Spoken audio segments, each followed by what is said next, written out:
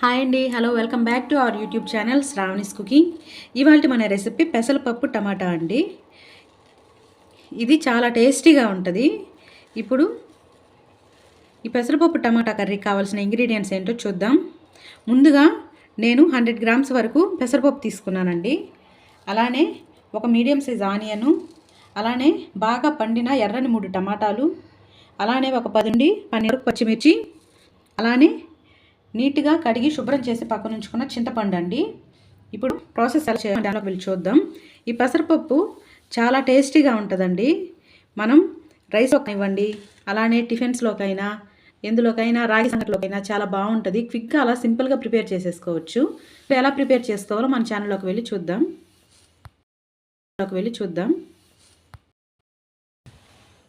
ఇప్పుడు stove on చేసి ఇలా కుక్కర్ పెట్టుకొని ఇందులోకి ఈ 100 గ్రామ్స్ ఆఫ్ పెసరపప్పు ఇలా దూరగా ఫ్రై చేసుకుందామండి.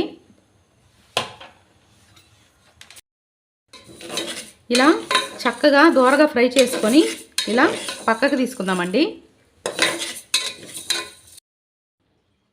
ఇప్పుడు ఇది చక్కగా ఇలా కడుక్కుందామండి.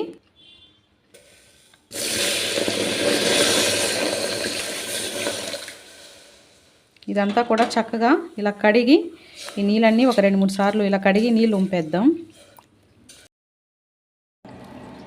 ఇలా దూరగా ఫ్రై చేసి కడిగి పక్కన ఉంచుకున్న ఈ పప్పులోకి ఇలా మనం పచ్చిమిర్చి తీసుకున్నాం కదండి, ఈ పచ్చిమిర్చి ఇలా యాడ్ చేసుకుందాం.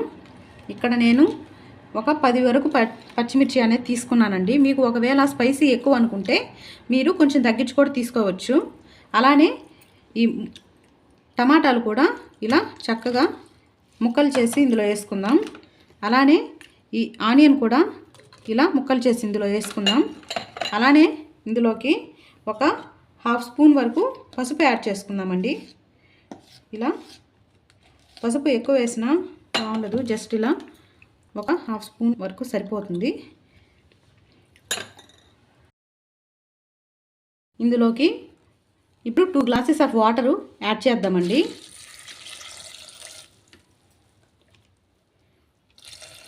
ఇలా ఈ 2 గ్లాసెస్ ఆఫ్ వాటర్ యాడ్ చేసుకొని ఇదంతా కూడా చక్కగా ఇలా ఒకసారి ఇలా తిప్పుకొని ఇప్పుడు కుక్కర్ మూత పెట్టుకొని ఒక 2 విజిల్స్ వచ్చే వరకు వదిలేద్దాం. చూసారు కదా, ఇప్పుడు కుక్కర్ ఇలా విజిల్ పెట్టి ఒక 2 విజిల్స్ వచ్చే వరకు వదిలేద్దామండి. పెసరపప్పు తొందరగా ఉడికిపోద్ది కాబట్టి 2 విజిల్స్ అయితే సరిపోద్ది.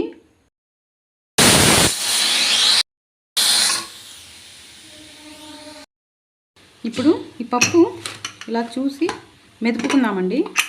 చూసారు కదా, పప్పు ఇలా చక్కగా కుక్ అయిపోయింది. ఇప్పుడు ఇది చక్కగా మనం సాల్ట్ కొంచెం యాడ్ చేసుకొని మెదుపుకుందాం.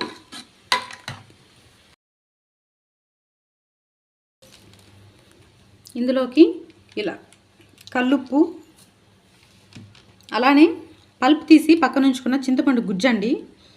ఇలా నెక్కగా ఇలా తీసుకున్నాను. ఇదంతా కూడా చక్కగా పప్పు గుత్తు ఇలా మెదుపుకున్నాం.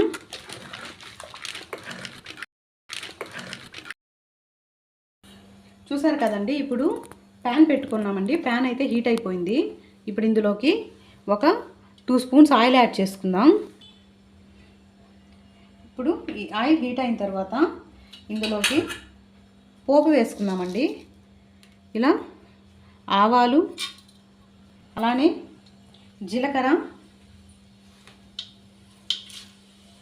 అలానే ఇందులోకి మనం ఫస్ట్ సన్నగా కట్ చేసి ఇలా పక్కన ఉంచుకున్న ఈ ఆనియన్ అండి.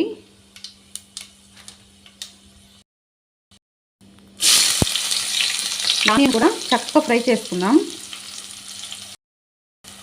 అలానే ఇందులోకి కచ్చాపచ్చగా దంచుకున్న ఒక 4 వెల్లుల్లి, ఇది కూడా చక్కగా ఇలా కలుపుకుందాం. చూసారు కదా, చక్కగా ఫ్రై అవుతుంది. అలానే ఒక చిటికెడు ఇంగువ అండి. ఇంగువ ఇలా వేసుకోవడం వల్ల టేస్ట్ బాగుంటుంది, మనకు డైజెషన్ కూడా బాగుంటుంది. ఆనియన్స్ చక్కగా ఇలా దూరగా వేయి కదండి. ఇప్పుడు ఇందులోకి కరివేపాకు యాడ్ చేద్దాం. ఈ కరివేపాకు కూడా ఇలా ఆయిల్లో చక్కగా ఇలా ఫ్రై చేసుకుందాం. ఇప్పుడు ఇందులోకి పప్పు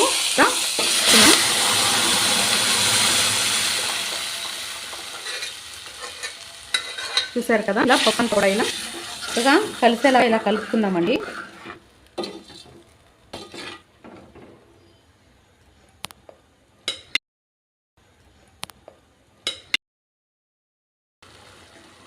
ఇలా పప్పు అంతా కూడా చక్కగా ఇలా కుక్ అవుతుందండి.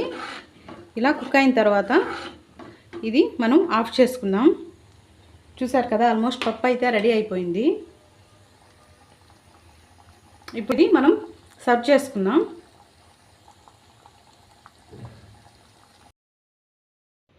చూసారు కదండి, ఎంతో టేస్టీగా పెసరపప్పు టమాటా కర్రీ అయితే రెడీ అయిపోయింది.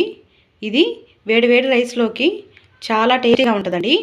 మీరు ఓసారి సేమ్ ప్రాసెస్లో ట్రై చేయండి. టేస్ట్ అనేది చాలా బాగా కుదురుతుంది. అలానే ఈ వీడియో మీకు నచ్చిందని అనుకుంటున్నాను. ఈ వీడియో మీకు నచ్చినట్లయితే మా ఛానల్ని సబ్స్క్రైబ్ చేసుకోండి. శ్రావణీస్ కుకింగ్ ఇవాల్టి రెసిపీ ఇదండి. మరి మళ్ళొక వీడియోతో మళ్ళీ కలుసుకుందాం. Until then bye.